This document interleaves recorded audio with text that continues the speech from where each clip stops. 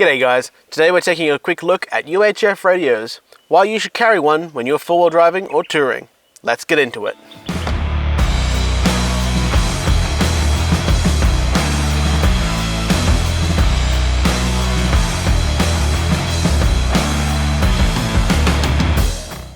Now when it comes to UHF radios, you have two choices really.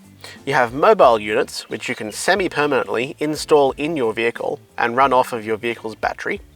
Or you have handheld units, which are independent. You can carry them around and they either take rechargeable lithium-ion batteries or battery packs, or you can get cheaper ones like this little Oricom, which takes AAA batteries. There are advantages and disadvantages to both of them. Advantage number one, for the mobile unit, you have continuous power as long as you have power in your vehicle's battery and you have fuel in your tank to recharge that battery. The battery is going to be always full when you stop at your location, so that's one plus, because your alternator will be charging that battery up while you're traveling down the tracks or anything like that. The disadvantage to a mobile unit is that you can't take it with you if you want to walk away from camp or anything like that.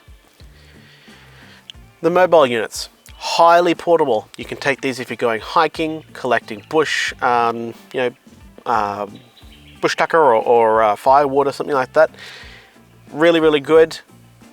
You can get many different varieties of these. So you can have a 5-watt unit such as this Baofeng. You can get a little 2-watt unit such as this little Oricom, which just runs on AAA batteries.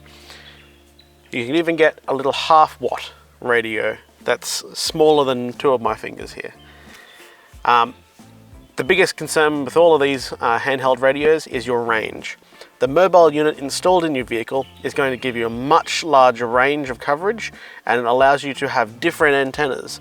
So on the front of my GU, I have a 6 decibel antenna. That's good for reasonable long range.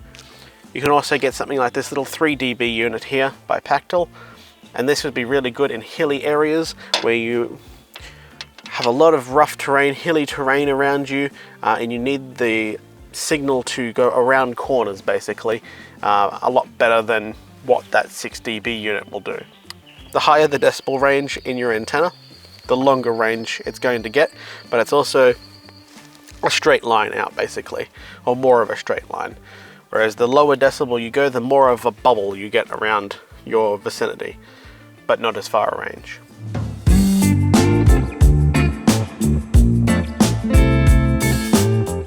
The advantage of having both of these units. If you have a mobile unit, you can park up at camp, you can be communicating with everyone during the day while you're on the tracks or while you're on the highway with your convoy.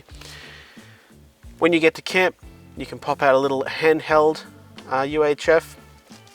Obviously someone there in the camp, wherever you camp up, will have their UHF on as well. If you're going away to look for firewood or something like that, take one of those with you in case of snake bite, in case you fall down an escarpment or something like that and you hurt yourself. It's just always good to have communication back to base camp, especially if you're with multiple people who are all going off to look for something. So you want to have good communication with everyone in your group, and this is the easiest way to do it, is just a little cheap handheld UHF.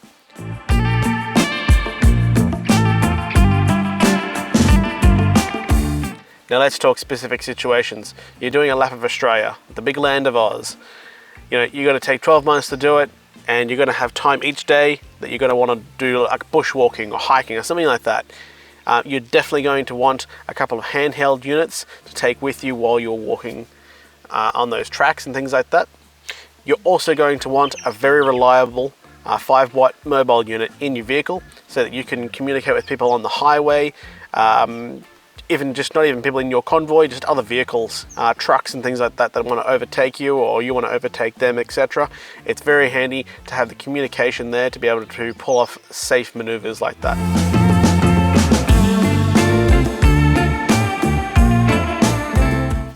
Now let's say you're 4-wheel driving.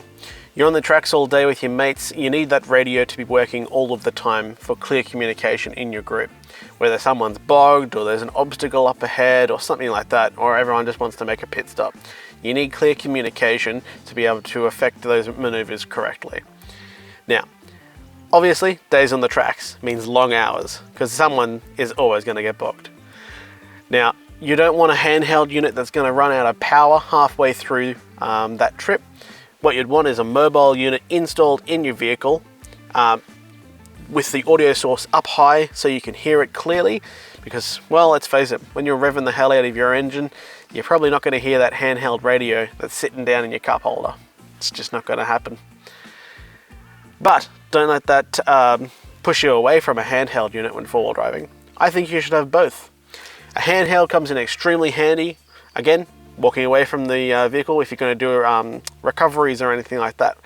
But the most important and most used use for a handheld when four-wheel driving is for spotters.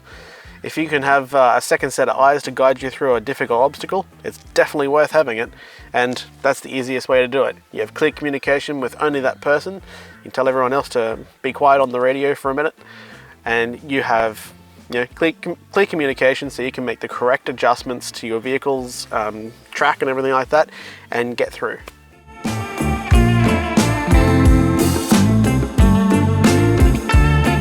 Now let's look at the ideal situation for someone who wants to tour long distance but also likes to four-wheel drive in rough and hilly places. You're going to want a decent and reliable mobile unit installed in your vehicle. You want a decent decibel range, so up to 6 decibel on your bull bar, something like that for long distance transmission. And you're probably going to want a little 3D or 2.1 dB antenna on your roof for those hilly situations, and a way to either switch between the antennas or to change them out, depending on the situation obviously. You're also going to want at least 2 handheld UHFs. 1, redundancy, and 2, if 2 people or more go away from the base camp, each can have a UHF radio with them for clear communication.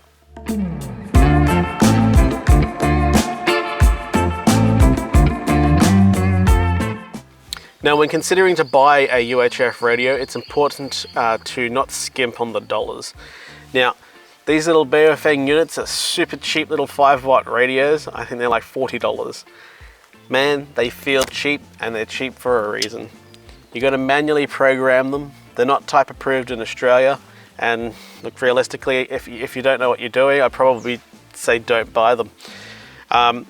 These little 2-watt Orocoms are not much dearer than a Baofeng, but they have less wattage. When you're looking at handheld radios, specifically when buying them, you want to consider what situation you need them for. The higher the wattage, the more distance you're going to get out of your radio's transmission. So it's important to consider, hey, I'm going to go Carnarvon Gorge, I'm going to travel the whole gorge, and I need to talk to someone who's going to be a couple of, 5 or so Ks behind me on the track. You probably want a 5-watt UHF radio for that one. And even then, in a situation like that where you are in literally a bedrock of stone, you're probably going to need to be at a high elevation to broadcast through that canyon. That's just a scenario. But let's consider you're just at camp and you just want to walk around and get some firewood or something like that. You're only going to be 500 meters away. A little 1-watt unit is going to be absolutely ample for that situation.